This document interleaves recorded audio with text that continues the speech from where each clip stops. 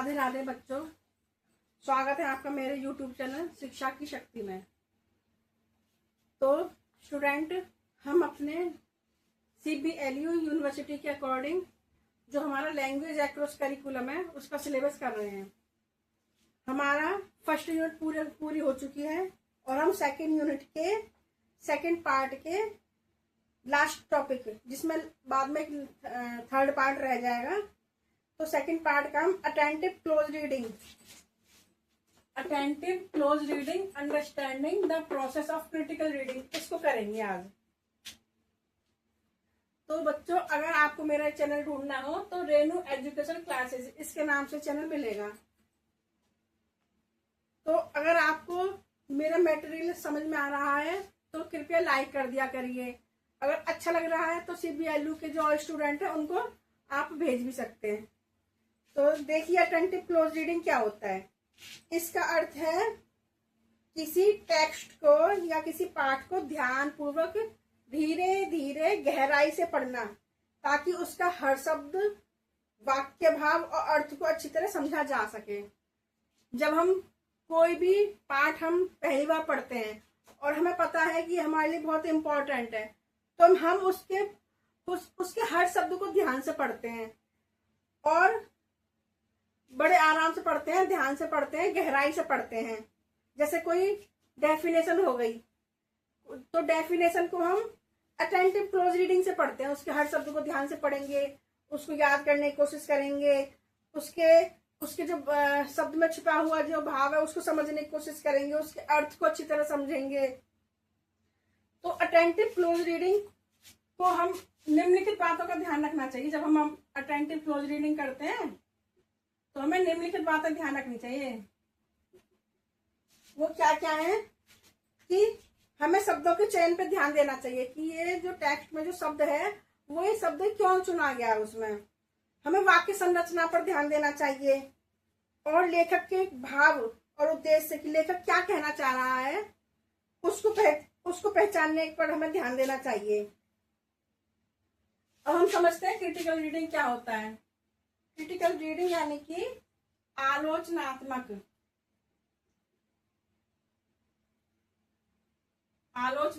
पठन। Attentive close reading आपको पता चल गया ना कि जो भी टेक्स्ट हम ध्यान से पढ़ें, धीरे धीरे पढ़ें और उसके हर शब्द को समझने की कोशिश करें, तो वो अटेंटिव क्लोज रीडिंग होता है।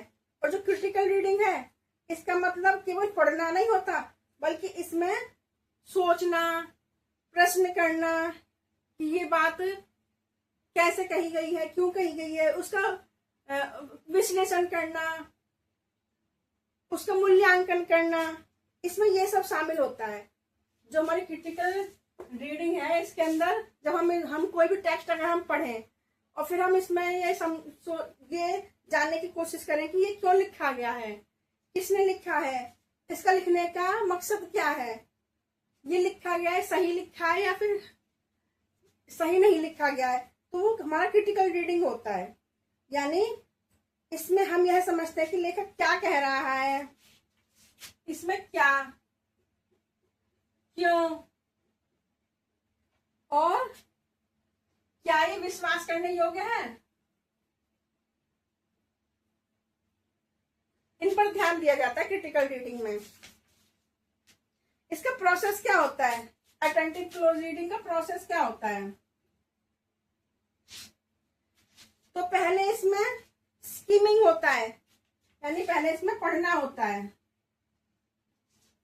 इसमें सामान्य समझ से पढ़ा जाता है, पूरे पाठ को जल्दी जल्दी पढ़ते हैं और मुख्य विचार को पकड़ते हैं। दूसरा पढ़ना है इसमें ध्यान पूर्वक।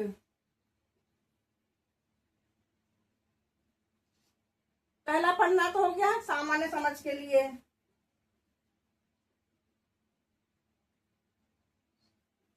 समझ सामान्य हो।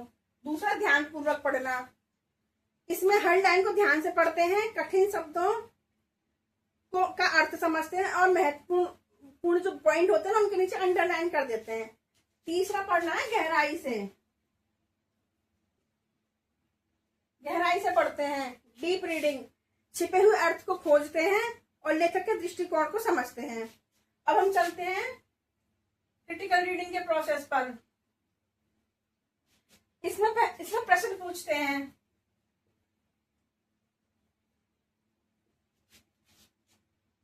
कि लेखक किस बारे में बात कहना चाह रहा है, यह पाठ किस बारे में है, लेखक का उद्देश्य क्या है, क्या कोई पक्षपात कर रहा है लेखक। इसमें एनालाइज होता है, विश्लेषण होता है, इसमें तर्क को समझते हैं, इसमें उदाहरणों का अध्ययन करते हैं, भाषा और शैली का निरीक्षण करते हैं। इसमें एवोल्यूशन मूल्यांकन होता है। इसमें क्या जानकारी सही है या विश्वसनीय है, क्या आप लेखक से सहमत हैं। इसमें कंक्लूजन भी निकालते हैं, हम निष्कर्ष भी निकालते हैं इसमें कि अपने विचार बनाते हैं हम इसमें, और पाठ से हमें क्या शिक्षा मिली ये भी हम समझते हैं।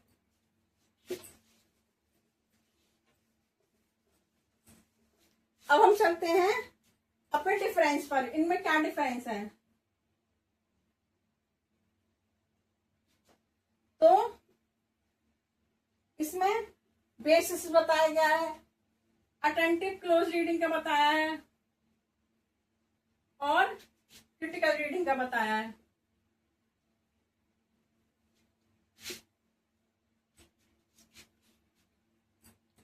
तो पहले है इसमें उद्देश्य। इसका क्या उद्देश्य है, गहराई से समझना, और इसका उद्देश्य है क्रिटिकल रीडिंग का विश्लेषण और मूल्यांकन। इसमें ध्यान किस पर दिया जाता है, इसमें शब्द और अर्थ पर ध्यान दिया जाता है, और इसमें तर्क और विचार पर। इसका परिणाम क्या होता है, जब हम पढ़ते हैं तो इनके क्या परिणाम होते हैं। अटेंटिव क्लोज रीडिंग में तो सही समझ विकसित होती है हमारी, और क्रिटिकल रीडिंग में अपनी राय बनाई जाती है। अब एक एग्जाम्पल के द्वारा बताया गया है। जैसे आपने एक न्यूज़पेपर पढ़ा, तो उसमें क्लोज रीडिंग क्या होगी, आप ध्यान से पढ़कर समझते हैं कि क्या हुआ, आपने ध्यान से पढ़कर समझा कि क्या हुआ। और क्रिटिकल रीडिंग में आप सोचते हैं खबर कितनी सही है, और लेखक का दृष्टिकोण क्या है।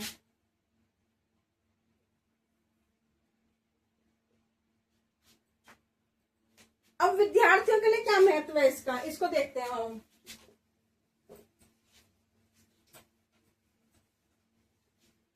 विद्यार्थियों के लिए क्या महत्व है इसका।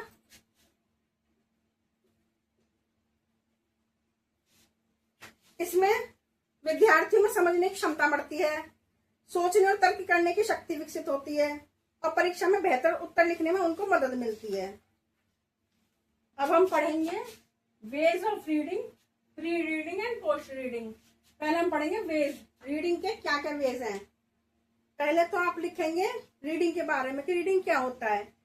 जो रीडिंग होता है वो भाषा सीखने की एक महत्वपूर्ण प्रक्रिया होती है, जिसके माध्यम से विद्यार्थी ज्ञान प्राप्त करते हैं, समझ विकसित करते हैं और समझने की अपनी क्षमता बढ़ाते हैं। तो अपनी क्षमता बढ़ाने के लिए बच्चे जो स्टूडेंट होते हैं वो उनको रीडिंग के क्या क्या वेज है उनको देखते हैं। सबसे पहला तरीका है जोर से पढ़ना, यानी कि ओरल रीडिंग। इसमें क्या होता है, इसमें विद्यार्थी शब्दों को आवाज के साथ पढ़ते हैं। इसके फीचर्स क्या है, इसमें उच्चारण सुधारने में मदद मिलती है, उनका कॉन्फिडेंस बढ़ता है जब वो जोर जोर से बोलकर पढ़ेंगे, और शिक्षक उनकी कमियों को तुरंत पकड़ लेते हैं और सुधारते हैं। इसका यूज कहाँ पे होता है, इसका यूज प्राथमिक कक्षा में होता है। कहाँ पर होता है, प्राथमिक कक्षाओं में। अब है सेकंड है मन में पढ़ना, यानी कि साइलेंट रीडिंग। इसमें बिना आवाज के मन ही मन में पढ़ा जाता है। तो इसके फीचर्स क्या है, इसमें ध्यान और एकाग्रता बढ़ती है, पढ़ने की गति तेज होती है और गहराई से समझ विकसित होती है। इसका यूज कहाँ पर होता है, इसका यूज होता है उच्च कक्षाओं में। नेक्स्ट है हमारा स्किमिंग रीडिंग। इसमें किसी पाठ का मुख्य विचार समझने के लिए सरसरी तौर पर पढ़ा जाता है, यानी कि एक नजर डाली टेक्स्ट पर, और जो उसमें हमने ढूंढना हो कोई मेन पॉइंट उसको हम ढूंढते हैं। इसमें केवल महत्वपूर्ण बिंदुओं पर ध्यान दिया जाता है, इसमें समय की बचत होती है और शीर्षक उपशीर्षक पहले और आखिरी पैराग्राफ पर इनमें ज्यादा ध्यान दिया जाता है। जैसे जब हमारा पैराग्राफ आता है, जब हम कोई एग्जाम देते हैं तो हम पहले स्किमिंग रीडिंग करते हैं और फिर बाद में हम अटेंटिव रीडिंग करते हैं। इसके फीचर्स, इसका यूज कहाँ पर होता है? अखबार लेख में होता है इसका यूज, किताबों का जो सारांश जानने के लिए उसमें होता है। अब है हमारा स्कैनिंग रीडिंग। स्कैनिंग रीडिंग किसी विशेष जानकारी को खोजने के लिए करी जाती है। जैसे हमने पूरा पाठ नहीं पढ़ना है, हमें केवल कोई जरूरी जानकारी ढूंढनी है, जैसे तारीख हो गई, किसी का नाम हो गया, कोई फैक्ट हो गया, कोई नंबर हो गया। अब हमारा इंटेंसिव रीडिंग, इसमें पाठ को विस्तार से समझने के लिए ध्यानपूर्वक पढ़ा जाता है। शब्दों के अर्थ, व्याकरण और संरचना पर ध्यान दिया जाता है और गहराई से समझ इसमें विकसित करी जाती है। एक तरह से आप इसको अटेंटिव रीडिंग समझ सकते हैं। इसमें इसका यूज पाठ्य पुस्तक के, कविता, कहानी का विश्लेषण इसमें किया जाता है। अब है हमारा एक्सटेंसिव रीडिंग। इसमें बड़े पैमाने पर आनंद के लिए पढ़ना होता है। इसमें बिना दबाव के पढ़ा जाता है। इसमें शब्दावली बढ़ती है, इसको पढ़ने से और भाषा में रुचि बढ़ती है। जैसे आप कोई कहानी पढ़ना शुरू करें या कोई उपन्यास। अब हमारा क्रिटिकल रीडिंग। क्रिटिकल रीडिंग में पाठ को समझकर उसका विश्लेषण और मूल्यांकन करके पढ़ा जाता है। इससे तर्क और सोच विकसित होती है। लेखक के विचारों पर प्रश्न उठा सकते हैं हम। इसका यूजेज उच्च कक्षा में होता है, जो रिसर्च करी जाती है उसमें होता है इसका यूजेज। अब हमारा क्रिएटिव रीडिंग। इसमें पढ़ते समय नए विचारों का निर्माण किया जाता है। इससे कल्पना शक्ति बढ़ती है और नई सोच विकसित होती है। इसका यूज कहानी में, कविता में, नाटक में इसमें होता है। अब हम चलते हैं अपने प्री रीडिंग पर। प्री रीडिंग क्या होता है?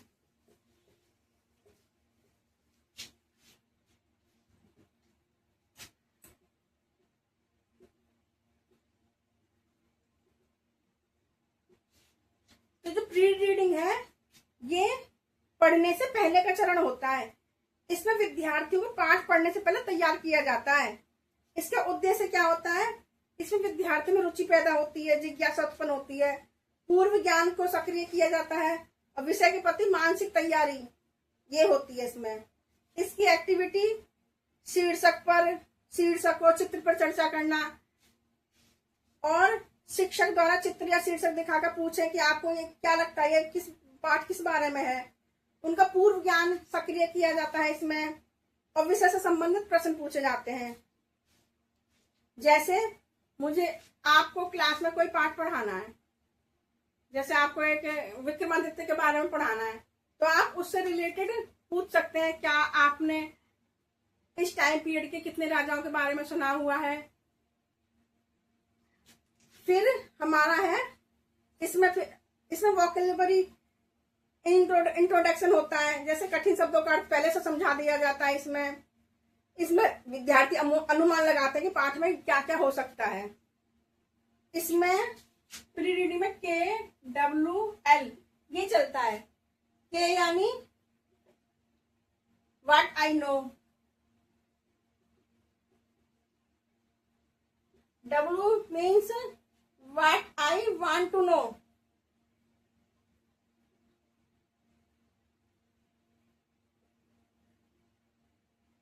L means what I learn।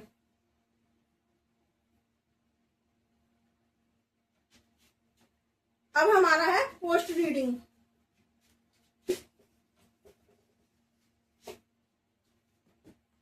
Post reading क्या होता है?